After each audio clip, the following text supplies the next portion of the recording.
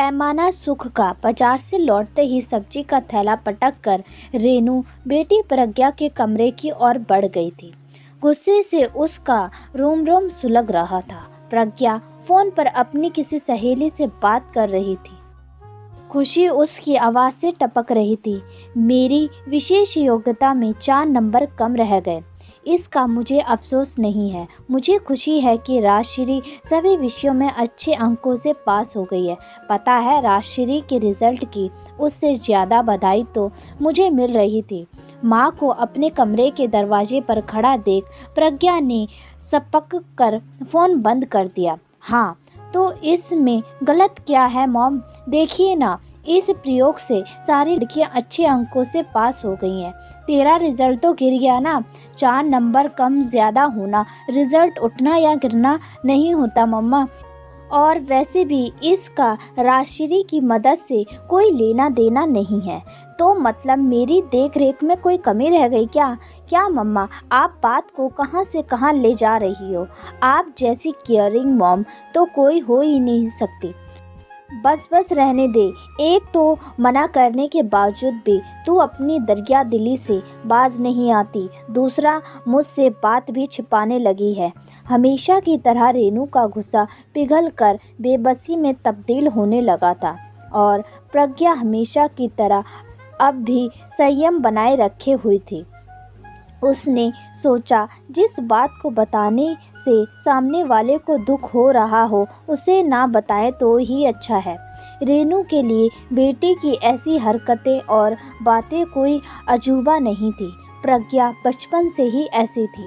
कभी अपने लिए कुल्फी मंगाकर बीकी नज़रों से तकती भिखारियों को पकड़ा देती तो कभी अपना टिफ़िन किसी को खिलाकर खुद भूखी घर लौट आती। रेनू समझ ही नहीं पाती थी कि इन सब के लिए उसे बेटी की पीठ थपथपानी चाहिए या उसे ज़माने के अनुसार चलने की सीख देनी चाहिए। अक्सर वह अपनी बेटी के लिए चिंतित रहती थी और अकेले में पति के सामने अपना दुखड़ा लेकर बैठ जाती। मुझे तो लगता है कि हमारे यहाँ कोई सती सावित्री अवतारित हुई है, जिसे अपने अलावा सारे जमाने की चिंता रहती है। हर इंसान के सुख का अपना पैमाना होता है। रेनू, दुनिया के सारे लोग पैसा या नाम कमा कर ही सुखी हो, ये ज़रूरी तो नहीं। हमारी बेटी दूसरों को सुख देकर सुखी होती है। आज के मतलब प्रस्त समाज में यह अव्यावहारिक ज़रूर लगता है, लेकिन मुझे उसकी बहुत चिंता रहती है। उसे तो कोई भी आसानी से उल्लू बनाकर अपना उल्लू सीधा कर सकता है। पति के असमय निधन के बाद तो रेनू बेटी को लेकर और भी फिक्रमंद हो गई थी। कॉलेज के अंतिम वर्षों में पहुंच चुकी प्रज्ञा की शादी की चिंता उसे बेचैन करने लगी थी। दूसरों पर सब कुछ लुटा देने वाली इस लड़की के लिए तो कोई दौलतमंद अच्छे घर का लड़का ही ठीक रहेगा। ऐसे में बड़ी ननंद प्रज्ञा के लिए एक अति संपन्न घराने का रिश्ता लेकर आई तो रेनू की मानो मन की मुराद पूरी हो गई हो। अपनी प्रज्ञा के लिए दिया लेकर भी निकलेंगे तो ऐसा रिश्ता या ऐसा घरबार नहीं मिलेगा। खानदानी रईस हैं लड़के के पिता, तुम्हारे नंदोई को बहुत मानते हैं। यदि ये आगे बढ़कर कहेंगे तो वह कभी मना नहीं कर पाएंगे। वैसे हमारी प्रज्ञा सुंदर तो है ही, और अब तो पढ़ाई भी उसकी पूरी हो गई है। भैया नहीं रहे तो क्या हुआ, प्रज्ञा हम सब की जिम्मेदारी है। तभी तो जानकारी मिलते ही मैं सबसे पहले तुम्हें बताने चली आई। रेनू ननंद का उपकार मानते नहीं थक रही थी। दीदी, मैं एक बार प्रज्ञा से बात कर आपको जल्द से जल्द सूचित करती हूँ। ननंद को रवाना करने के बाद रेनू ने बेचैनी में बरामदे के 20 चक्कर लगा डाले थे, पर प्रज्ञा का कहीं अता पता नहीं था। फोन भी उसका नहीं लग रहा था। स्कूटी रुकने की आवाज़ आई तो रेनू की जान में जान आ गई। कहाँ रह गई थी तू? घंटों से बाहर चालकदमी कर रही हूँ। कितनी देर हो गई मुझे इंतज़ार करते करते।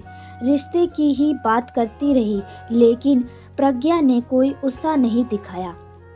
खाना खाकर यह थकावट का बहाना बनाकर जल्द ही सोने चली गई। रेनू हैरानी से उसे देखती ही रह गई। ये लड़की है या कोई मूर्ति? लड़कियां अपने रिश्ते की बात को लेकर कितनी उत्साहित हो जाती हैं, और इसे देखो, खुद के बारे में तो ना सोचने की मानो इसने कसम खा ली है।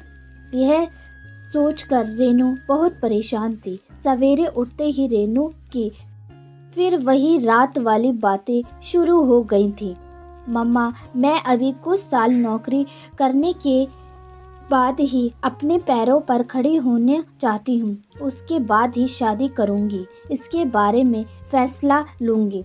प्रज्ञा ने अपनी बात रखते हुए इस एक तरफा बातचीत को विराम लगा दिया।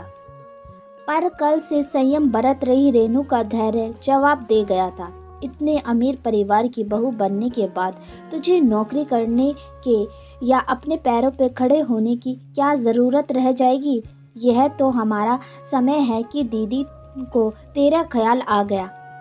रेनू को अपनी बात बीच में ही रोक देनी पड़ी, क्योंकि प्रज्ञा के मोबाइल पर किसी का फ़ोन आ गया था और वह किसी से बात करने में बिजी हो गई थी। तू चिंता मत कर, क्लास के बाद मैं चलूँगी तेरे साथ रिपोर्ट्स लेने के लिए। ज़रूरत हुई तो दूसरे डॉक्टर को भी दिखाएंगे। तब तक जो दवाई चल रही हैं आंटी को देती रहना, सब ठीक हो जाएगा। मोबाइल पर बात को ख़त्म करके प्रज्ञा ने रेनू से कहा, मम्मा, मुझे जल्दी निकलना होगा। मेघना की मम्मी की तबीयत ठीक नहीं है। कल उनकी खांसी और कफ ज़्यादा बढ़ गया था। कफ में खून भी आने लगा तो कुछ टेस्ट करवाने पड़े। उसके पापा लंबे टूर पर बाहर गए हुए हैं। वह बेचारी घबरा रही थी तो मैं साथ हो ली। वहाँ भीड़ होने के कारण ही कल टाइम ज़्यादा लग गया था। अभी भी बेचारी फ़ोन पर रो रही थी कि पूरी रात माँ खांसती रही। माँ बेटी दोनों ही पूरी रात जागती रहीं। तैयार होते होते प्रज्ञा ने अपनी बात पूरी की और माँ को बोलने का मौका तक नहीं दिया, और वह अपनी स्कूटी लेकर निकल गई। बेटी के लिए फिक्रमंद रेनू पति की तस्वीर के आगे जाकर खड़ी हो गई। उसकी आंखों में आंसू बह रहे थे। चिंतित और दुखी होने पर अक्सर रेनू ऐसा ही किया करती थी। इससे कुछ पलों के लिए ही सही उसे यह संतोष मिल जाता था कि वह अकेले नहीं है। उसके सुख दुख में कोई और भी उसके साथ है। रेनू को लगा तस्वीर न केवल उसके दर्द को समझ रही है, बल्कि उसे दिलासा भी दे रही है। अपनी बेटी को समझाने का प्रयास करो रेनू, मैंने बताया था ना कि उसका सुख का पैमाना कुछ अलग है और वह कुछ अलग ही है। कुछ कुछ सुकून पाती रेनू घर के कामों में लग गई। प्रज्ञा को उस दिन लौटने में फिर रात हो गई थी। अगला सूर्योदय रेनू की जिंदगी में आया नया सवेरा लेकर। आश्चर्यजनक रूप से प्रज्ञा ने शादी के लिए सहमति दे दी थी। रेनू को जानने की जिज्ञासा तो थी, पर ज़्यादा टाल टटोल से कहीं बेटी का मन पलट न जाए, इस आशंका से उसने कुछ ना पूछना ही ठीक समझा। उसके बाद रेनू ने ननद को फ़ोन कर उसने प्रज्ञा की सहमति की सूचना दे दी थी। फिर तो अनन फनन सारी औपचारिकताएं पूरी की जाने लगी। सगाई का दिन भी तय किया गया। माँ का उल्लास देखकर प्रज्ञा ने खुशी के साथ साथ चिंता भी जाहिर की थी। काम का इतना तनाव मत लेना मम्मा, आप बीमार हो जाओगी। आप कहो तो मेरी शॉपिंग का काम मैं मेघना के साथ जाकर निपटा लूं। नेकी और पूछ रेनू ने सहर्ष अनुमति दे दी। तय हुआ कि मेघना को घर बुला लिया जाएगा और रेनू के टेंट वाले के यहाँ से लौटते ही दोनों सहेलियाँ शॉपिंग के लिए निकल जाएंगी। घर में ज्वेलरी आदि रखी होने के कारण रेनू इन दिनों घर को सूना नहीं छोड़ना चाहती थी। अगले दिन रेनू समय से घर लौट आई थी। चाबी डालकर दरवाज़ा खोलते ही उसे एहसास हो गया था कि मेघना आ चुकी है। दोनों बातों में बिजी थे। रसोई में चाय चढ़ाने जाते वह प्रज्ञा के कमरे के आगे से गुजरी तो अंदर से धीमी आवाज में चल रही बातचीत ने उसके कान खड़े कर दिए। यह सुनकर रेनू बड़ी थम सी गई। प्रज्ञा, अनर्थ मत लेना, पर मुझे अभी भी यकीन नहीं हो रहा कि तू पैसे की लालच में किसी और से शादी कर रही है। मैं तो समझी थी कि तू और प्रतीक। रेनू को लगा कि उसके पैरों के नीचे से जमीन खिसक जाएगी। वह कान लगाकर दरवाजे की ओट में सब कुछ खड़ी खड़ी सुन रही थी। कल प्रतीक मिला था। मेघना की आवाज़ फिर से सुनाई दी। यह सुनकर रेनू और थम सी गई। अच्छा कहा, क्या कर रहा था? सुनो, उसकी नौकरी लग गई है। प्रज्ञा के स्वर की तड़प ने रेनू के साथ साथ मेघना को भी चौंका दिया था।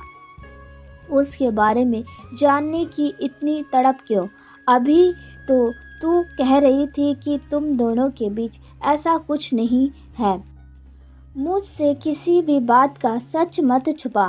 प्रज्ञा, जो कुछ मैं तेरी आंखों में देख रही हूँ, मैं वही प्रतीक की आंखों में भी देख रही थी। मैंने उसे तेरी सगाई की बात बताई तो उसे यकीन ही नहीं हुआ। कहने लगा कि मैं मजाक कर रही हूँ। फिर थोड़ी देर बाद मैंने उसे ढूंढा तो वह फंक्शन से जा चुका था। मेरा शक अब यकीन में बदलता जा रहा है। उससे मेरी 2 दिन पहले तक तो तू बराबर माँ के टेस्ट वगैरह करवाने में मेरे साथ थी। तूने कभी कोई जिक्र ही नहीं किया, या शायद मैं ही इतनी बौखलाई थी कि तुम्हारे मन की स्थिति से अनजान बनी रही। आंटी, अब कैसी हो? इतनी देर बाद रेनू का स्वर सुनाई दिया था। रेनू को लगा वह शायद बात का रुख पलटने का प्रयास कर रही थी। माँ की तबीयत में काफ़ी सुधार है। मुझे सुकून है कि मैं समय रहते उनका अच्छे से अच्छा इलाज करवा सकी। तुम्हारे साथ रहने से मुझे मानसिक और सबल मिला है, वरना उनकी बिगड़ती हालत देखकर एक बार को तो मैंने सारी उम्मीद ही छोड़ दी थी। उन दिनों मुझे ना कपड़ों का होश था और ना खाने का और ना सोने का। बस एक ही बात 24 घंटे सिर पर सवार रहती थी कि किसी तरह माँ जी जाए। भावुक मेघना का गला भर आया तो यह देखकर प्रज्ञा ने उसके हाथों को थाम लिया था। तुम्हारी इस मृत भक्ति ने तो मुझे इस सगाई के लिए प्रेरित किया है। तुम्हें माँ के लिए रोता हुआ देख और कलपता भागता दौड़ता देख मुझे एहसास हुआ है कि सहज सुलभ उपलब्ध वस्तुओं की हम अहमियत ही नहीं समझते। उसे खो देने का एहसास ही क्यों हमें उसकी अहमियत का एहसास करवाता है। यह बात प्रज्ञा ने मेघना को समझाते हुए कहा। हम समय रहते उसकी परवाह क्यों नहीं करते हैं। बस मैंने तय कर लिया है कि मैं माँ की खुशी के लिए सब कुछ करूँगी। माँ मेघना, मैं यह शादी मम्मा की खुशी के लिए कर रही हूँ, यह जानते हुए भी कि मैं समीर के साथ खुश नहीं रह पाऊँगी। यह बात सारी उसकी माँ प्रज्ञा सुन लेती है। उससे 2 मुलाकात में ही मुझे समझ आ गया कि पैसे के पीछे भागने वाले इन इंसानों की नज़र में मैं जिंदगी भर एक उपभोग की वस्तु मात्र बनकर रह जाऊंगी, जबकि प्रतीक पर मुझे खुद से ज़्यादा यकीन है। वह सेल्फ डिपेंड इंसान मेरी मजबूरी समझकर मुझे माफ़ ज़रूर कर देगा। मुझे अब ज़िंदगी भर ये संतोष रहेगा कि मैं माँ की खुशी का सबब बनी। उस माँ की जो आज तक मेरे लिए सोचती रही। और मैं कितनी नादान थी कि सारी दुनिया की परवाह करती रही और अपनी परवाह करने वाले की और लापरवाह बनी रही। मैं इससे आगे सुनने का साहस नहीं कर रही थी। वह लड़खड़ाते कदमों से जाकर बिस्तर पर लेट गई। अरे मम्मा, आप कब आई, बताया तक नहीं। यह कहकर प्रज्ञा ने अपनी माँ को कमरे में लेटा देखा तो पूछा, बस अभी आई हूँ, अब तुम लोग बाजार हो कर आओ। रेनू ने किसी तरह खुद को संभालते हुए उठने का प्रयास किया। एक पल को भी इससे मेरा दर्द सहन नहीं हो रहा और मैं इसे जिंदगी भर का दर्द देने वाली थी। प्रज्ञा को जान समझते हुए भी मैं यह गलती कैसे कर सकती हूँ, यह सोचकर कि पैसा इस लड़की की खुशी नहीं दे पाएगा। यदि प्रज्ञा समीर के साथ ना खुश रहेगी तो मैं कैसे खुश रह सकती हूँ। प्रज्ञा की शादी वहीं होगी जहाँ वह करना चाहेगी। एक दृढ़ निश्चय के साथ उठकर रेनू ने अपने पति की तस्वीर के सामने खड़ी होकर कहा। उसे लगा तस्वीर अचानक मुस्कुराने लगी है, मानो कह रही है कि आखिर बेटी ने तुम्हारे सुख का पैमाना बदल ही दिया। दोस्तों, आपको हमारी ये कहानी कैसी लगी प्लीज़ कमेंट कर ज़रूर बताएं और आपका बहुत बहुत धन्यवाद हमारी पूरी कहानी सुनने के लिए। फिर मिलते हैं आपको नई कहानी के साथ, तब तक के लिए राधे राधे।